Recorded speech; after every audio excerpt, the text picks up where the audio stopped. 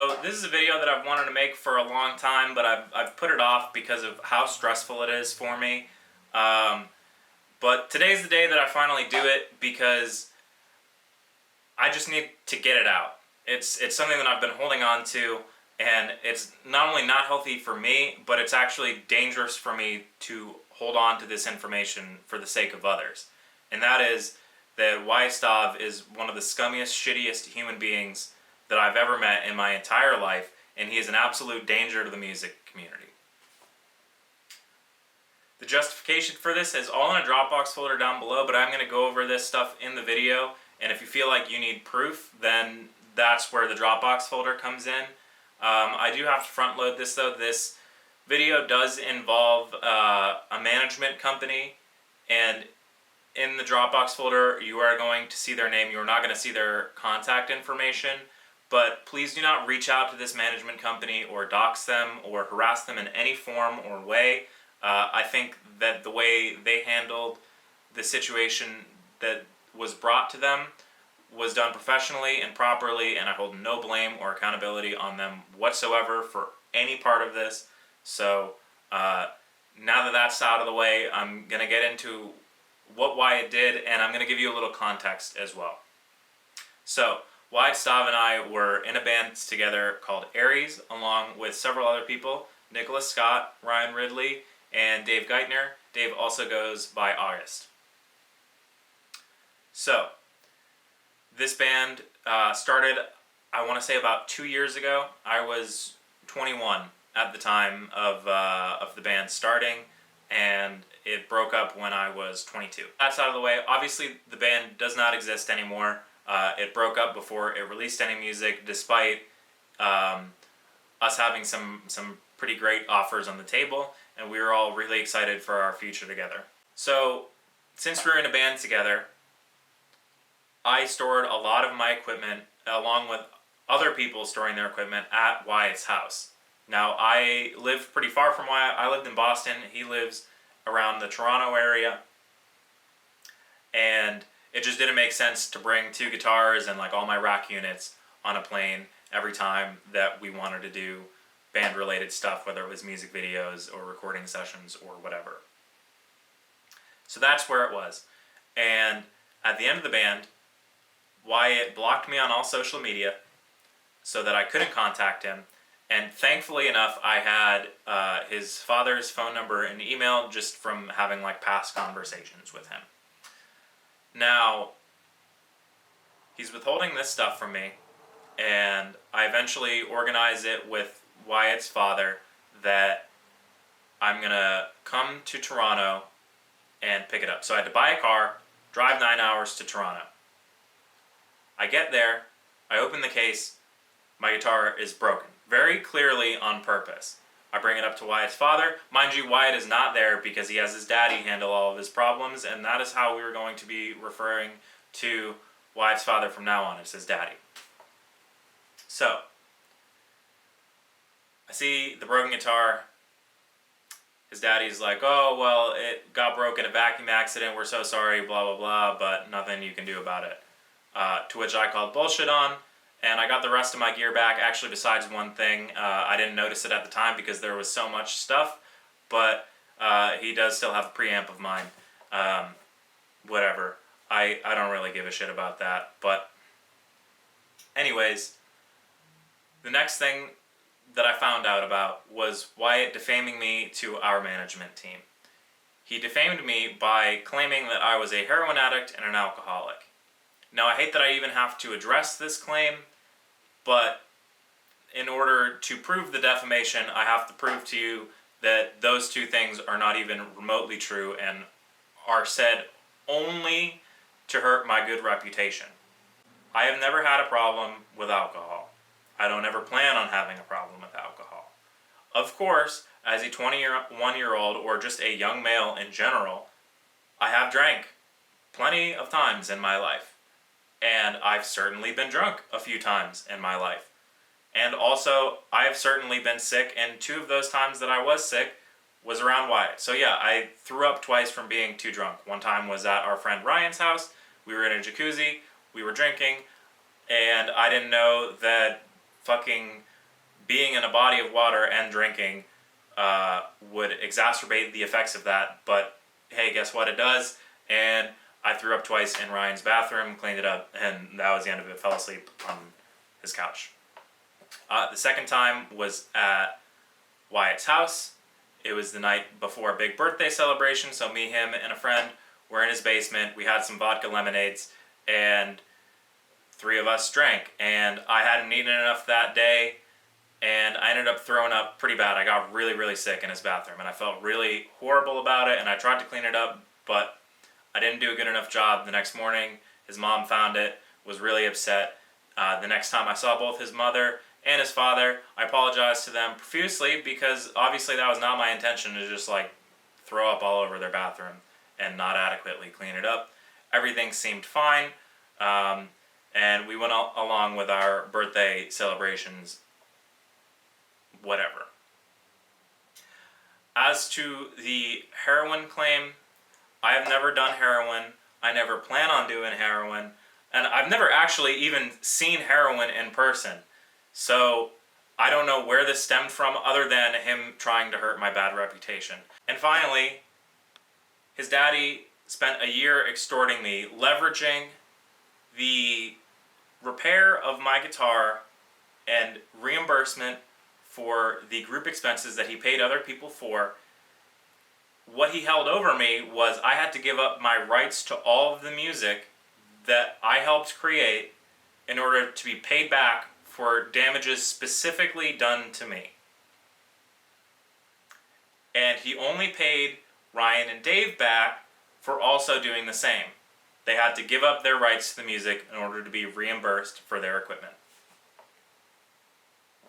This is an obvious case of extortion. You can look up the definition, or it's also in the Dropbox folder below. I did have to define it to Wyatt's daddy. He claims that he was not doing this. However, it is evidence throughout the entire email thread that this is exactly what was happening. Because any decent person would simply say, oh, an item of yours was broken in my care, or I specifically broke an item of yours, therefore I am obligated to pay for that item. Specifically, also, I told Wyatt to keep my guitars and everything in their cases, their hard shell cases, and to not touch them. That was something that I told him even when we were in a band together. I said, hey, I don't want anything to happen to these, so please leave them in their cases in your basement along with everyone else's stuff. Do not touch them. And somehow an accident happened where the guitar is out of its case and now it has a football-sized hole in it. I don't know what kind of accident can happen where that localized of an area can receive such severe damage. But in my luthier's professional opinion, it was done purposefully. And I think anyone with a remotely functioning brain can see that just by looking at the image of it. So if Wyatt chooses to respond to this video, it's probably going to be in one of two ways. He's either going to tell more lies, which he's already proven that he likes to do and would absolutely do to his own advantage, or he's going to insult my musicianship and claim that this was all somehow a result of that. Now, this was actually his favorite thing to do to absolutely everybody involved in Aries, and in different ways. So for me and Dave, his favorite thing to do was tell us we were shitty guitar players and scream and yell at us. You know, if you messed up to any degree, small or large, you could be sure that Wyatt would quite literally be screaming at you for a minimum of 10 minutes. Obviously, this is not how a friend should act or a bandmate should act, but that's what he did. And unfortunately, we kind of brushed it off. We were like, oh, this dude has anger problems, but like, you know, we're pretty thick-skinned, and we get that he's just passionate about it. But obviously, we didn't do something soon enough because this got too far out. With Ryan, what he would do was he would yell and scream at Ryan for not participating in the songwriting process, despite actively blocking Ryan out of the songwriting process. So he would be mad at Ryan for not showing up, even though when he would show up and try to contribute, his ideas would just be shut down instantly, and he'd be ignored, and he would just spend his whole time on his phone. So obviously he didn't want to drive from New York to Toronto just to sit on his phone. He could sit on his phone at home. But even with Nick, so he would insult Nick's lyric writing ability, and then ended up going on to kick Nick out for having a bad first show. A show of which we all had different degrees of fuck-ups to. Now, the funny thing is, Wyatt ended up having his own massive fuck-up in that, and that was playing a breakdown over a dropout. And I think the clip is pretty funny, so I'm just going to roll it because I didn't really get to hark on him enough then.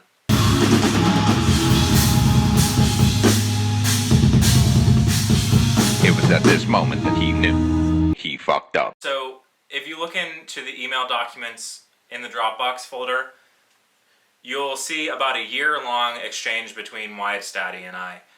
He starts it off by claiming that I've done damages to Wyatt because of me using the songs that I helped create in videos on a hair page. And basically, Wyatt Stav says, because you use these songs, mind you, that had already been leaked by everybody in the band, but because I used them for something creative, that I somehow owed Wyatt money for this. And that he was justified in not paying me back for the repair.